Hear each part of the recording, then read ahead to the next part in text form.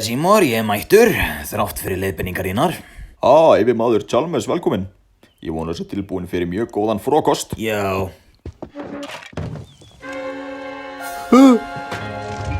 Ó nei, steikin mín ónýt. En hvað ef ég myndi kaupa mér skyndibita og dulbúa það sem mína eigin eldamennsku? Yndislega illgjarnt, Símor. Símor! Yfirmaður, ég var bara að teygja á mér kálfana í gluggakistunni. Rosa góð æfing. Viltu vera með? Hvers vegna kemur reykur úr opninu þínum, Símor? Hvað? Þetta ekki reykur, þetta gufa. Gufa frá gufuðu skeljónum sem í matinn. Gufaða skeljar.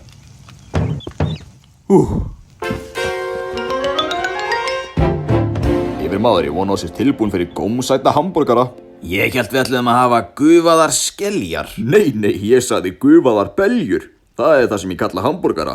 Kallarðu hamborgara gufaðar beljur? Já, þetta svæðisbundin málíska. Nú, hvaðan hún? Norður-Vestfjörðum.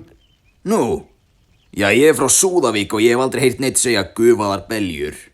Ó nei, ekki Súðavík, þetta Ísafjarðartjáning. Ég skil. Þessir hamborgarar mjög svipaðar þeim sem þeir eru með á búllunni. Ó nei. Gömlu góðu skinnerborgararnir. Eldgömul fjölskylduuppskrift. Fyrir gufaðar beljur. Já.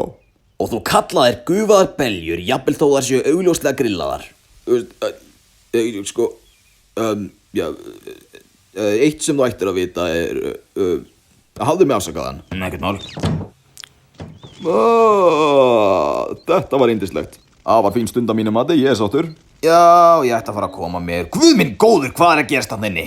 Þetta bara norðurljósin. Hvað? Norðurljósin?